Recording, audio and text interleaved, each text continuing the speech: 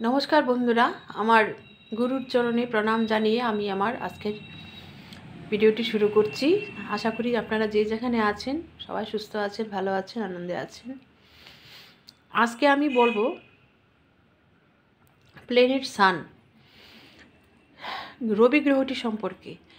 আপনি আপনার ছকে রবি গ্রহটিকে ভালো করতে গেলে কয়েকটি উপায় আমি ছোট্ট করে বলছি, আরও বিশদে পরিবর্তীকালে বলবো। রবি গ্রহকে ভালো করতে গেলে আমার পিতার সঙ্গে সম্পর্ক ভালো রাখতে হবে, আমার বাবার সঙ্গে, আমার ফাদারের সঙ্গে আমার সম্পর্ক ভালো রাখতে হবে।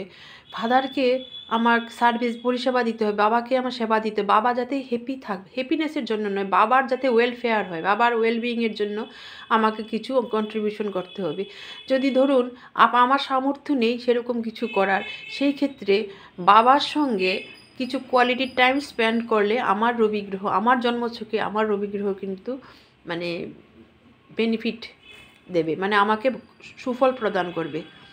এইটি একটি দিক গেল রবি গ্রহকে ভালো করার। আর রবি গ্রহকে ভালো করতে হলে আমি সরকার বা রাজা,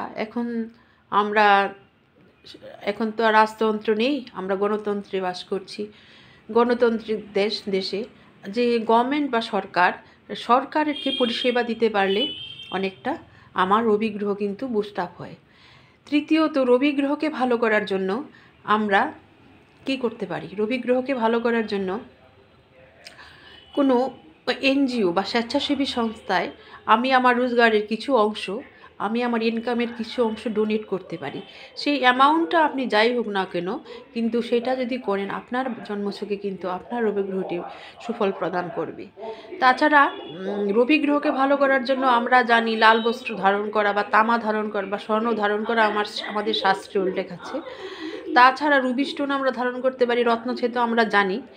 আমরা বলছি মানে আমাদের দিননামচা বা আমাদের জীবনশৈলীর মধ্যে কি কি রেকটিফাই করে বা কি কি সংশোধন করে আমি আমার গ্রহটিকে আমার ফরে আনতে পারি বা সুফল গ্রহ থেকে আমরা সুফল লাভ করতে পারি।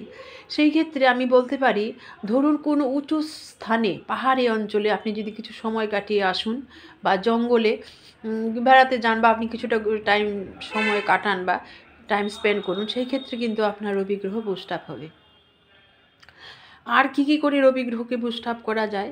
আমি যদি ডেলি একটা ডিসিপ্লিন মেনটেন করি চলি, যদি ধরুন আমরা দেখতে পাই এই যে আকাশের এই যে সমস্ত শক্তির উৎস আমরা জানি সূর্য কিংবা সান কিন্তু একটা নির্দিষ্ট সময়ে উঠছে, নির্দিষ্ট সময়ে অস্ত যাচ্ছে, তার কিন্তু নিরলস তার যা ডিউটি সে কিন্তু করে যাচ্ছে, তার কিন্তু তার একটু ডিসিপ্লিন থেকে বেরিয়ে আসছে না, সে সবসময় একটা ডিসিপ্লিন মেনটেন করে চলছে, শৃঙ্খলা পরায়ণতা রবির চরিত্রে। সুতরাং রবিরকে বুস্ট আপ করতে গেলে আমাদের দিননামচার মধ্যে আমরা কিছু কিছু আত্মসংশোধন বা কী করবো, আত্মতুষ্টি, আমাকে সেলফ রেকটিফিকেশনের মাধ্যমে আমরা কিন্তু রবি গ্রহকে ভালো করতে পারি। যেমন ধরুন, যেসব কাজ করলে আমি আমার নিজেকে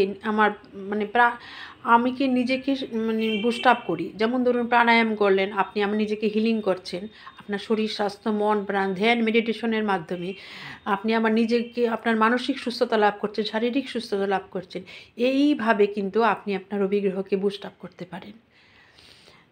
সেই অনেক দীর্ঘ আলোচনা, আমরা অনেকগুলো টিপসই আছে, আরও নেক্সট ভিডিওতে আপনাদের সঙ্গে আলোচনা করব। আজকে ছোট্ট করে বললাম।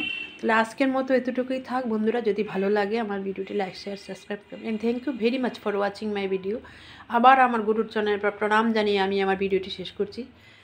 অনেক ধন্যবাদ ভিডিওটি ধৈর্য ধরে দেখার জন্য। Thank you very much.